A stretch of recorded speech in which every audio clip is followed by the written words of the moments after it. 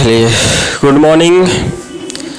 तो आज हम लोग बात करने वाले हैं क्लास 10th के, जैसे कि पिछला क्लास में हम लोग पढ़े थे केवल फॉर्मूला।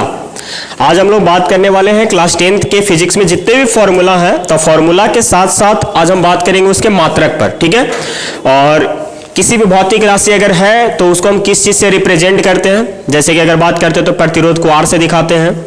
उसका फॉर्मूला क्या होगा, तो फॉर्मूला का क्लास तो पिछले क्लास में किए थे, केवल फॉर्मूला किए थे। आज हम फॉर्मूला के साथ साथ उसका क्या देखेंगे, मात्रक देखेंगे, SI यूनिट देखेंगे, क्योंकि SI यूनिट और फॉर्मूला से बहुत ज़्यादा सवाल एग्जाम में पूछे जाते हैं, ठीक है। चलिए, तो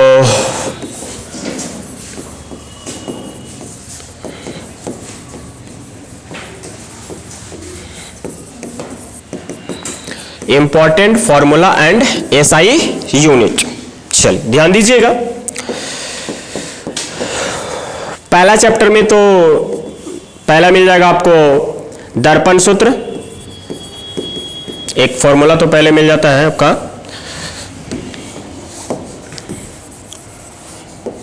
F is equal to R/2, और दूसरा मिल जाएगा आपको दर्पण सूत्र 1/F is equal to 1/V plus 1/U।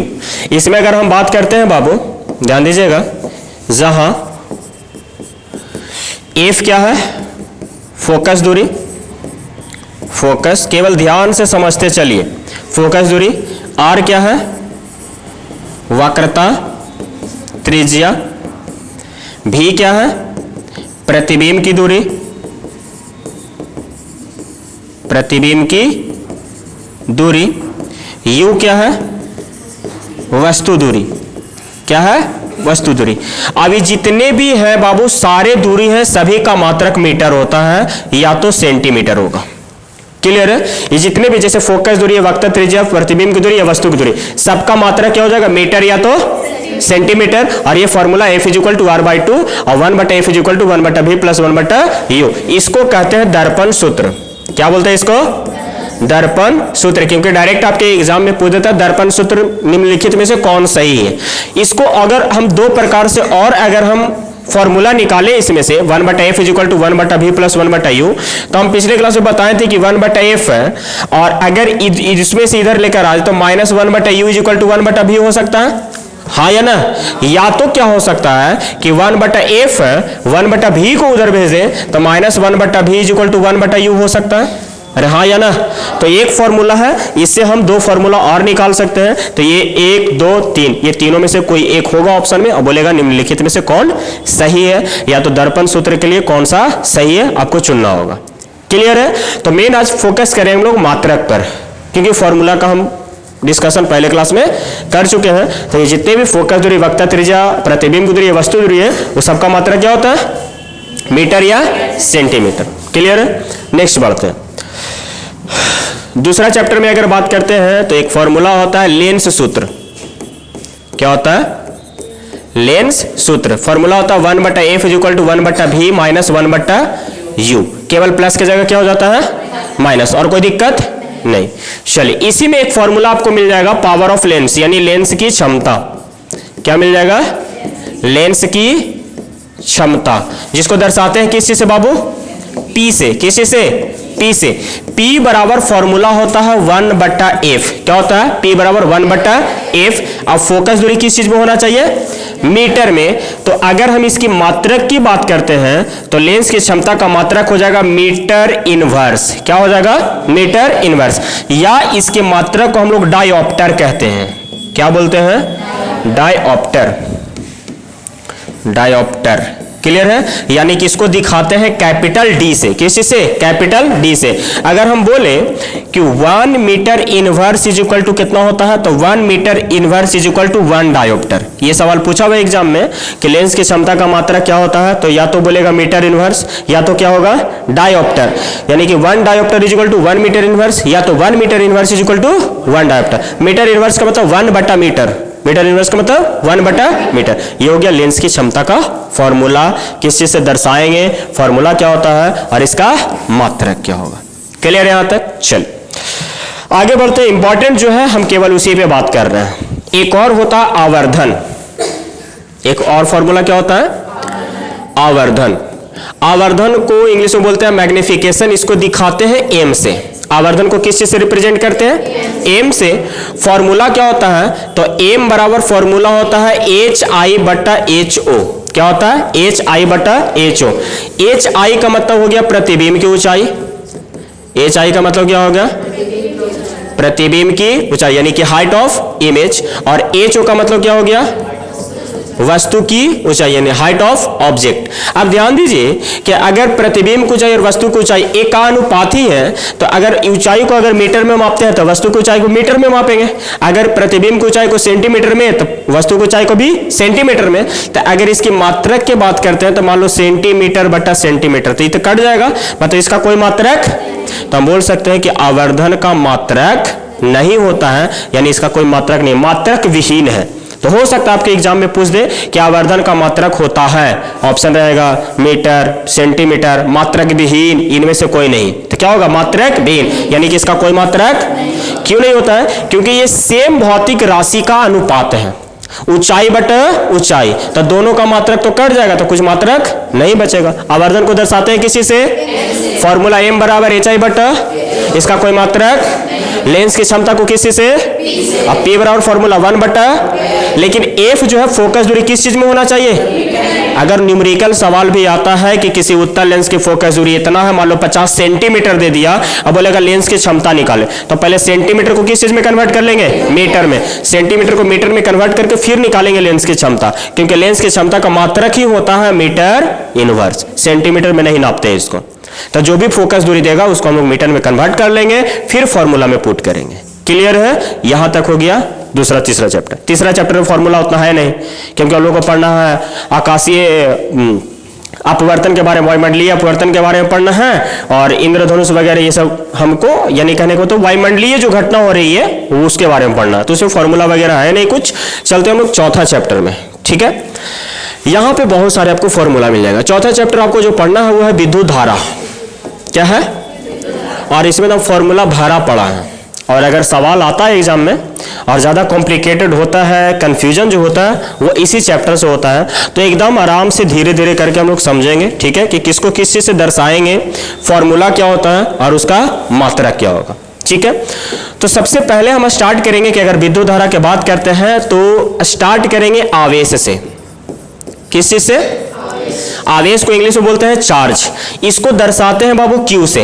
किस चीज से? अब क्यू बराबर फॉर्मूला क्या होता है? I Guna T। Formula Q बराबर, जहां क्यू का मतलब तो बता दिया आवेश, I का मतलब विद्युत धारा, I का मतलब, और T का मतलब समय। T का मतलब क्या होता है? अगर हम आवेश की मात्रक की बात करते हैं बाबू, आवेश की मात्रक, तो आवेश का मात्रक होता है कूलॉम। क्या होता है? और इसको हम लोग शॉर्ट में लिखते हैं C।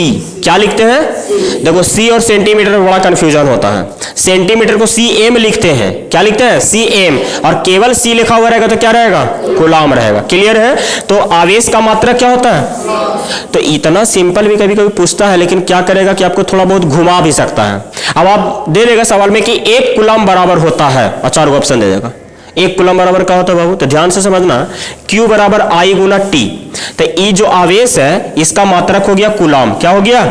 तो 1 कूलॉम अगर बराबर देखे तो I मतलब विद्युत धारा, विद्युत धारा का मात्रक होता है एम्पियर। क्या होता है? और शॉर्ट में क्या लिखते हैं? A। क्या लिखते हैं? जैसे यहां बात कर लेते हैं विद्युत धारा, विद्युत धारा को संकेत में क्या लिखते हैं बाबू? I। इसका मात्रक क्या होता है? क्या होता है? एम्पियर। क्या होता है? एम्पियर। और एम्पियर को शॉर्ट में क्या लिखते हैं? ए लिखते हैं। तो वही देखिए कि आई की जगह क्या हो जाएगा, यानी आई का मात्रक क्या हो जाएगा? एम्पियर। और समय का मात्रक क्या हो जाएगा? सेकेंड। यानी 1 कूलॉम बराबर 1 एम्पियर इंटू सेकेंड। क्या हो जाएगा? 1 कूलॉम बराबर 1 एम्पियर इंटू, तो सवाल रहेगा कि 1 कूलॉम बराबर होता है, 4 का ऑप्शन रहेगा, उसमें से एक ऑप्शन ये रहेगा आपका। क्लियर है? तो 1 कूलॉम बराबर 1 एम्पियर इंटू सेकेंड। कोई दिक्कत यहाँ तक? अब थोड़ा सा ध्यान दीजिए कि चलिए ठीक है सर, यहाँ तो Q बराबर IT फॉर्मूला हो गया।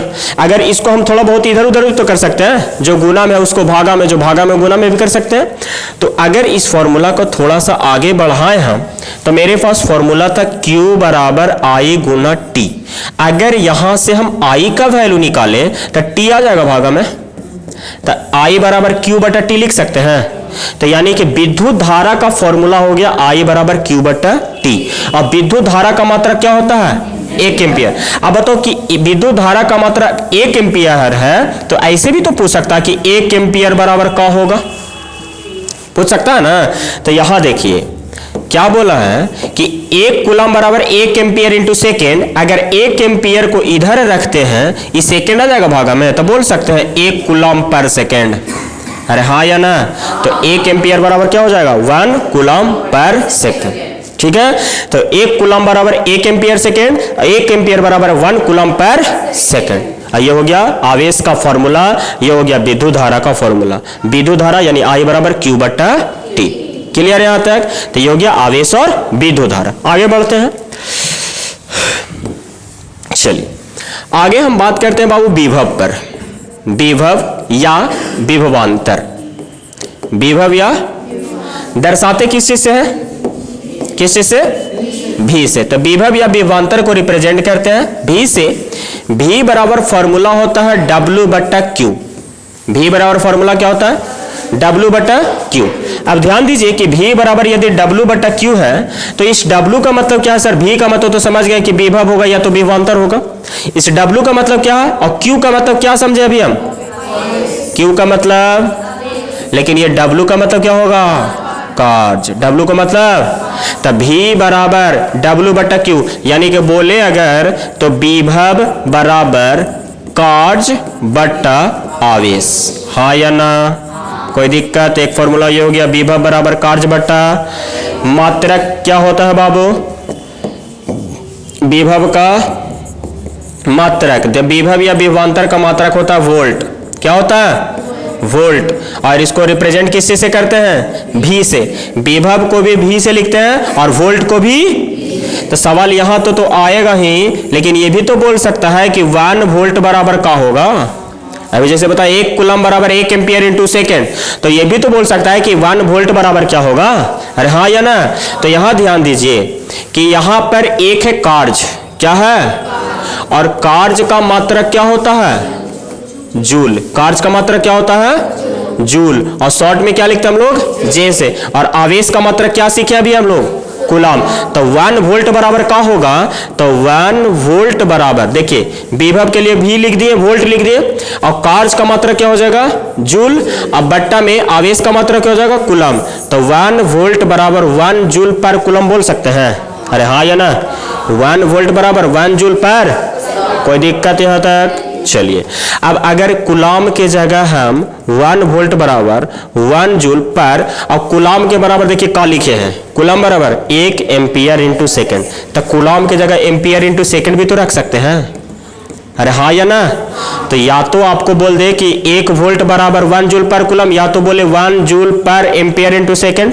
या तो ऑप्शन में ये हो सकता है, या तो ऑप्शन में ये हो सकता है। ठीक है यहां तक? तो ये विभव या विभवांतर का फॉर्मूला, मात्रक और 1 वोल्ट बराबर क्या क्या हम लिख सकते हैं। अगर इस फॉर्मूला को थोड़ा सा और आगे बढ़ाएं, देखिएगा जैसे फॉर्मूला क्या है? फॉर्मूला है V बराबर W बटा Q। अगर यहां से Q का वैल्यू निकाले तो W बटा V लिख सकते हैं कि नहीं? अरे हाँ या ना।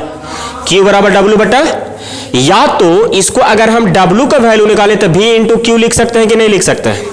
ये भी लिख सकते हैं। तो अगर न्यूमेरिकल सवाल देता है तो न्यूमेरिकल सवाल में हम इस फॉर्मूला को किसी भी तरीका से यूज कर सकते हैं।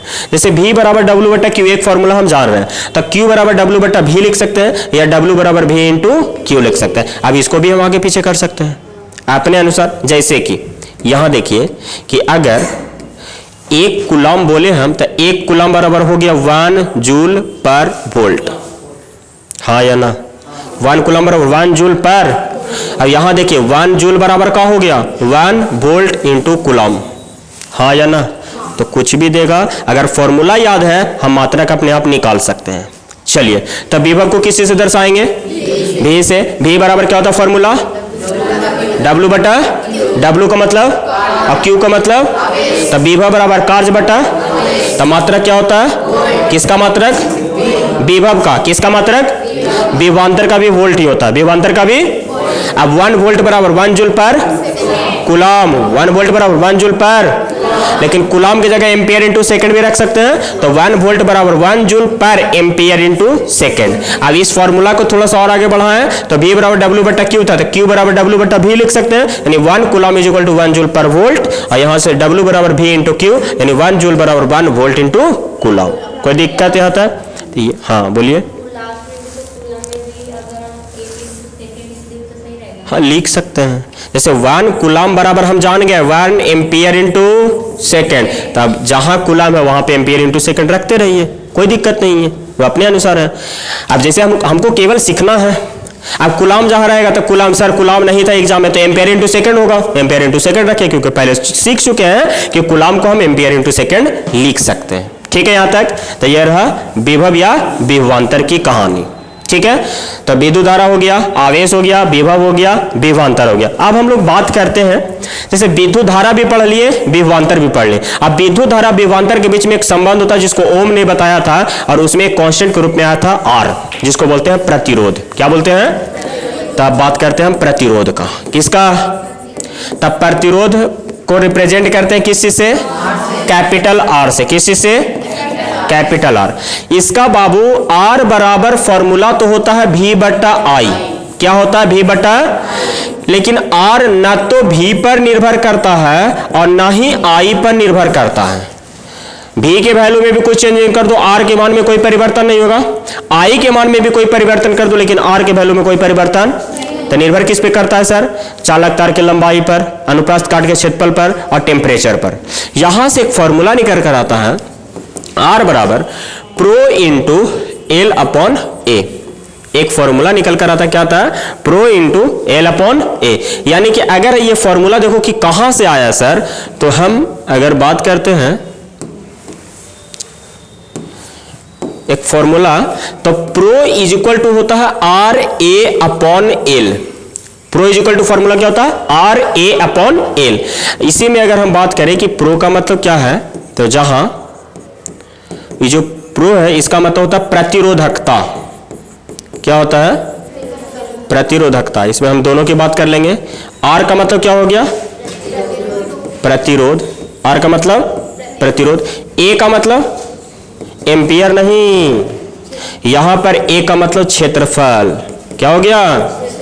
और एल का मतलब लंबाई। ये क्षेत्रफल और लंबाई किसका? तो चालक तार का। ठीक है, चलिए अगर क्षेत्रफल और लंबाई है बाबू, तो क्षेत्रफल के मात्रक तो मीटर स्क्वायर हो जाएगा और लंबाई का मात्रक क्या हो जाएगा? मीटर। अब प्रतिरोध का जो मात्रक होता है वो होता है ओम, यानी कि प्रतिरोध का मात्रक क्या होता है? ओम। अब इसका ओम क्यों? तो इसका खोज किया था जॉर्ज साइमन ओम ने। किसने? George Simon. तो इसीलिए इसको प्रतिरोध का मात्रक अपने नाम पर क्या रख दिया? ओम। और ये ओम का सिंबल है। क्या है? ओम का सिंबल। जहां भी ऐसा सिंबल है उसका मतलब क्या होता है? ओम, यानी प्रतिरोध का मात्रक ओम होता है। क्लियर है? अगर हम बोले 1 ओम बराबर, तो देखो आर बराबर V बटा आई। अरे हाँ या ना? तब V का मात्रक क्या होता है? वोल्ट, और I का मात्रक एम्पियर, यानी 1 ओम बराबर 1 वोल्ट पर एम्पियर। कोई दिक्कत? अब यहां से एम्पियर बराबर निकालो तो 1 वोल्ट पर ओम निकाल सकते हैं। क्लियर है?